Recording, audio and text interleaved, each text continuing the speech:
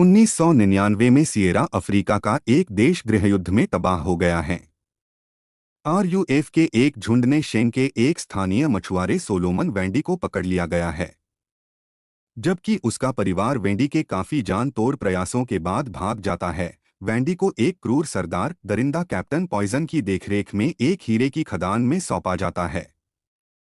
Revolutionary United front आरयूएफ जैसे विद्रोही झुंड अक्सर ग्रामीण इलाकों को आतंकित करते हैं, आम आदमियों गोली मारकर मार डालते हैं, स्थानीय लोगों को डराते हैं और हीरे की खदानों के लिए कई लोगों को गुलाम बनाते हैं, जो उनके तेजी से सफल युद्ध प्रयासों को पैसों का सप्लाई करते हैं। यहाँ एक कॉन्फ्रेंस दिखाई जाती है जो कि यूरोप में हो रही है। वह बताते हैं कि अफ्रीका में हीरे निकालने के लिए काफी आम आदमियों को मार दिया जा रहा है, और यह हीरे तो अमीरों के चोचले हैं। एक नदी में खनन करते समय सोलोमन वेंडी को एक विशाल गुलाबी हीरा मिलता है। वह टॉयलेट का बहाना बनाकर जंगल की कोने में हीरा छुपाने की कोशिश करता है, पर उसके पीछे कैप्टन पॉइजन भी आता है और उसको हीरा देने को कहता है।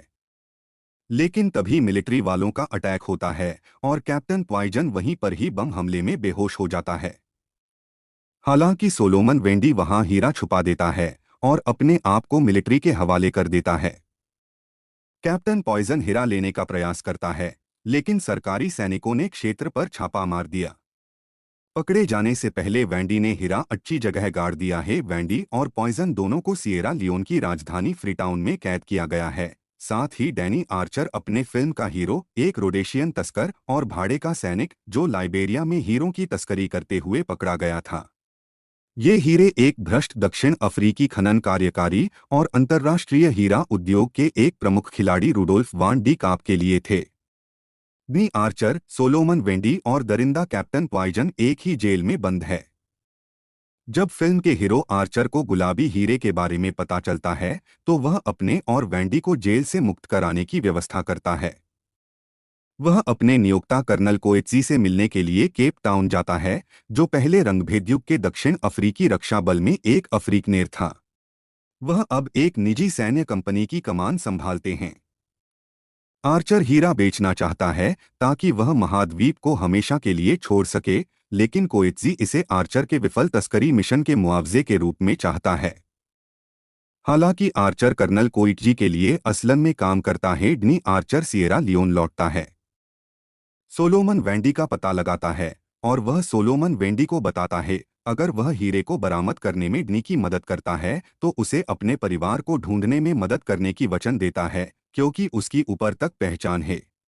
एक ओपन बार में आर्चर की पहचान डी नाम एक पत्रकार से होती है। जब डी हीरे की काली करतूते के बारे में आर्चर से पूछती है, वह उससे छुटकारा चाहता है। इस बीच आरयूएफ विद्रोहियों ने शत्रुता बढ़ा दी है। फ्रीटाउन में आरयूएफ कब्जा पाता है और वेंडी के बेटे दिया को पकड़कर दरिंदा कैप्टन पॉइजन के तहत एक बाल सैनिक के रूप में नियुक्त किया जाता है।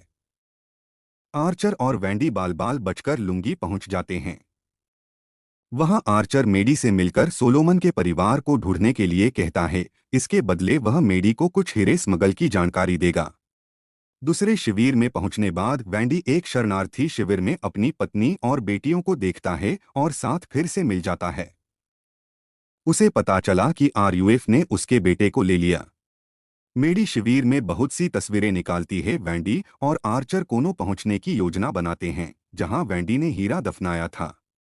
उनके साथ एक अमेरिकी पत्रकार मैडी बोवेन भी शामिल हैं, जो अवैध हीरे के व्यापार को उजागर करने पर काम कर रहे हैं।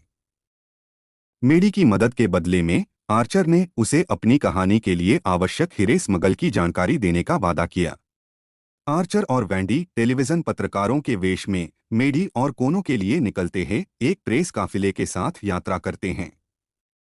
आरयूएफ विद्रोहियों ने काफिले पर बम लगाकर हमला कर दिया, जिससे आर्चर, मेडी, वेंडी को भागने पर मजबूर होना पड़ा। जंगल में सफर करते समय उनका सामना कामाजोर मिलिशियमेन से होता है। मेडी फोटो खिंचवाने के बहाने उनको शांत करती है, जो उन्हें बेंजामिन कपाने नामक एक मित्रवत स्थानीय व्यक्ति के पास ले जाते हैं। दयालु कपाने उन्हें कोनों तक ले जाता है, लेकिन रास्ते में एक आरयूएफ बाल सैनिक उसे घायल कर देता है। तीनों एक कष्टदायक यात्रा के बाद कोनों पहुंचते हैं, जहां कोएत्जी और उसकी निजी सेना सिएरा लियोन सरकार द्वारा आरयूएफ विद्रोही हमले को विफल करने के लिए तैयार होती है। आर्चर मेडी को सबूत देता है और उसे अन्य नागरिकों के साथ देश खाली करने के लिए मजबूर करता है।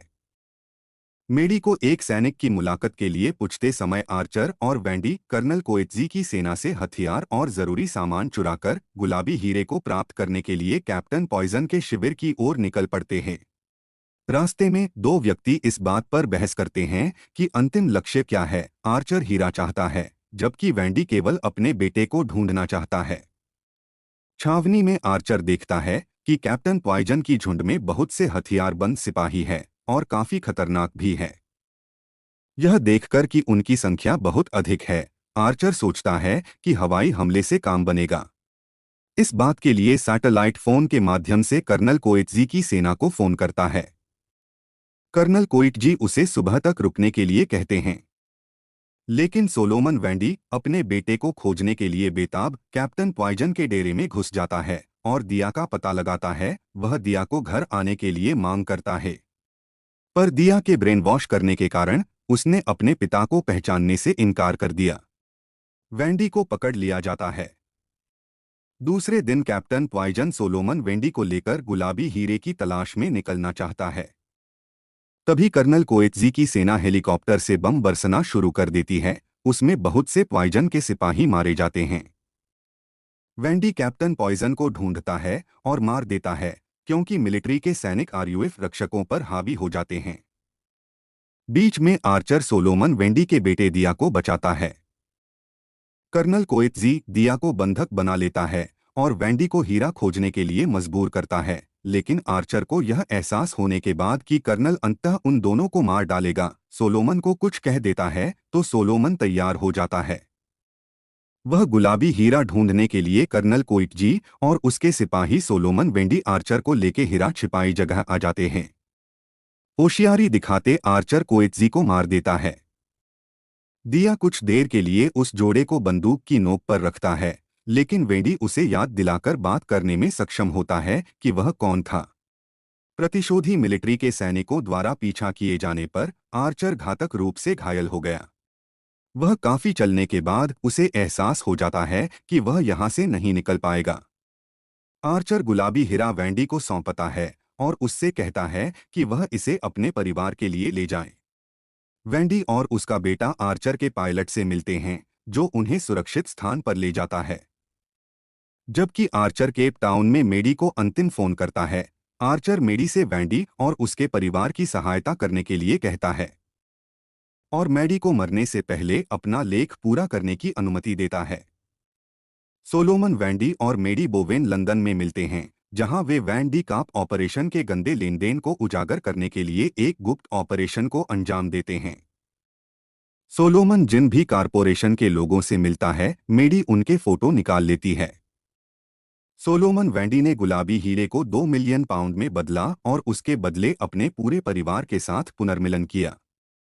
मेडी बोवेन ने हीरे के व्यापार और वैन डे काप की आपराधिक गतिविधियों पर अपना खुलासा प्रकाशित किया। वैन डे काप और उसके कॉरपोरेशन का भांडा फूट जाता है, सभी को गिरफ्तार किया जाता है। बाद में वैंडी किम्बरली में रक्त हीरे पर एक सम्मेलन में अतिथि वक्ता के रूप में दिखाई देते हैं, जहां उनका खड़े होकर स्वागत किया जाता है। मूवी कैसी लगी आपको कमेंट करके जरूर बताएं। धन्यवाद।